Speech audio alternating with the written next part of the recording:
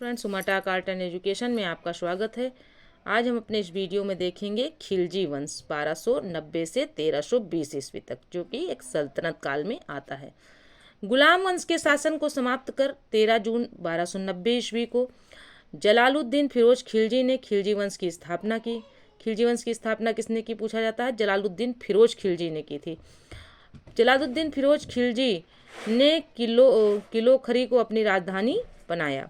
जलालुद्दीन की हत्या 1296 ईस्वी में उसके भतीजा व दामाद अलाउद्दीन खिलजी ने कड़ा मानिकपुर प्रयाग में कर दी थी। यानी जलालुद्दीन फिरोज खिलजी की हत्या किसने की थी? अलाउद्दीन खिलजी ने की थी, जो कि उसका दामाद था। और कहाँ की थी? कड़ा मानिकपुर प्रयाग में की थी। और कब की थी? 1296 ईस्वी में की थी। 22 अक्टूबर 1296 में अलाउद्दीन खिलजी दिल्ली का सुल्तान बना। अलाउद्दीन के बचपन का नाम अली तथा गुरशास्प था। अलाउद्दीन खिलजी ने सेना को नगद वेतन देने एवं स्थायी सेना की नींव रखी। दिल्ली के शासकों में अलाउद्दीन खिलजी के पास सबसे विशाल स्थायी सेना थी। घोड़ा दागने वो एवं सैनिकों का हुलिया लिखने की प्रथा की शुरुआत अलाउद्दीन खिलजी ने ही की थी। अलाउद्दीन खिलजी ने भू राजस्व की दर को बढ़ाकर उपज का 1/2 भाग कर दिया। उपज का 1/2 भाग कर दिया, यानी आधा भाग कर दिया भू राजस्व। इसने खम्स लूट का धन में सुल्तान का हिस्सा 1/4 भाग के स्थान पर 3/4 भाग कर दिया। यानी जो लूटपाट में जो भी माल मिलेगा उसमें जो है 3/4 भाग किसका रहेगा? सुल्तान का रहेगा। बाकी 1/4 भाग इन्होंने पहले 1/4 भाग था, लेकिन बाद में बढ़ाकर क्या कर दिया? 3/4 भाग सुल्तान के नाम कर दिया। इसने व्यापारियों में बेईमानी को रोकने के लिए कम तौलने वाले व्यक्ति के शरीर से मांस काट लेने का आदेश दिया।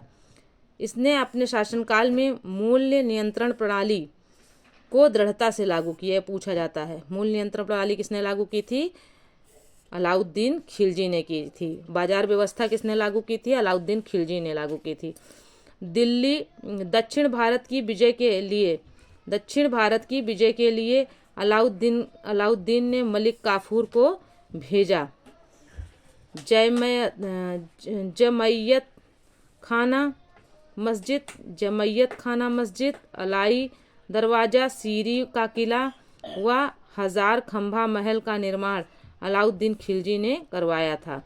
पूछा जाता है 1000 खंभा महल का निर्माण किसने कराया?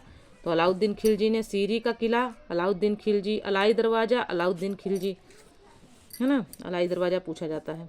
अलाई दरवाजे को इस्लामी वास्तुकला का रत्न कहा जाता है। अलाई दरवाजे को इस्लामी वास्तुकला का रत्न कहा जाता है। दैवी अधिकार के सिद्धांत को अलाउद्दीन खिलजी ने चलाया था। सिकंदर शानी की उपाधि से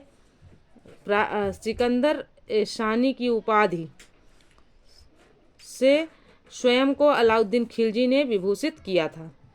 अलाउद्दीन ने मलिक याकूब को दीवाने रियासत नियुक्त किया। इसको दीवाने रियासत नियुक्त किया था? याकूब को। अलाउद्दीन द्वारा नियुक्त परवाना नवीश नामक अधिकारी वस्तुओं की परमिट जारी करता था। वस्तुओं की परमिट कौन जारी करता था? परवाना नवीश नामक अधिकारी जो है वस्तुओं की परमिट जारी करता था। आगे बढ़ने से पहले फ्रेंड्स ये बॉक्स देख लेते हैं। अमीर खुसरो का मूल नाम मोहम्मद हसन था। उसका जन्म पटियाली पश्चिमी उत्तर प्रदेश में बदायूं के पास हुआ था। बदायूं के पास यानी पटियाली में 1252 ईस्वी में हुआ था। ये इम्पॉर्टेंट है। खुसरो प्रसिद्ध सूफी संत शेख निजामुद्दीन औलिया के शिष्य थे। वह बलवन से लेकर मोहम्मद तुगलक तक दिल्ली सुल्तानों के दरबार में रहे। इन्हें तूतिए हिंद, भारत का तोता के नाम से भी जाना जाता है। सितार एवं तबले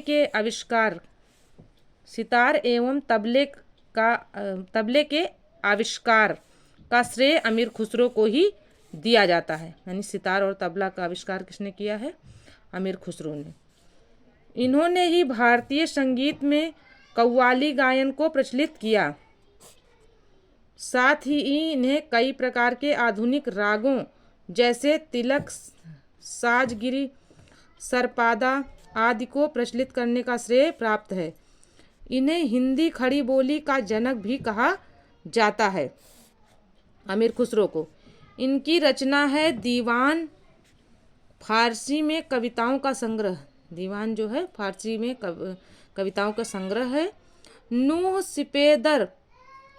सिपेदर एवं मसनवी देवल रानी खिज्र खां दुखद प्रेम कथा है। बाजार नियंत्रण करने के लिए अलाउद्दीन खिलजी द्वारा बनाए जाने वाले नवीन पद क्रमानुसार इस तरह हैं, देख लेते हैं। दीवाने रियासत, यह व्यापारियों पर नियंत्रण रखता था।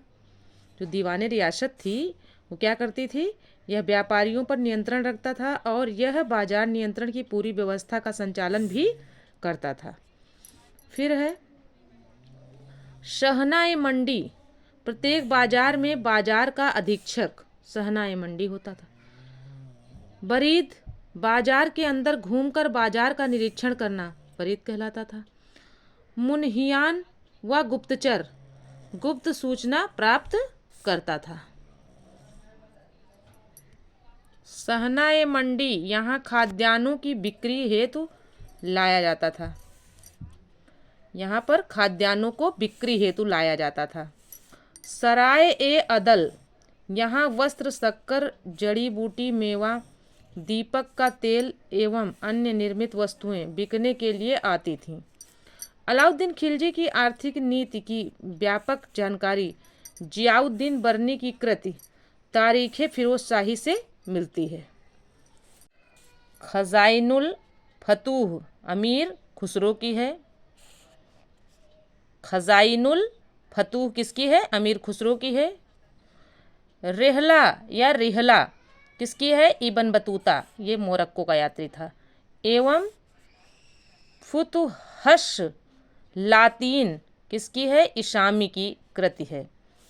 मूल्य नियंत्रण को सफल बनाने में मुहतशिब, सेंसर एवं नाजिर, नापतौल अधिकारी होता था, की महत्वपूर्ण भूमिका थी। एक मिनट दिख नहीं रहा। राजस्व सुधारों के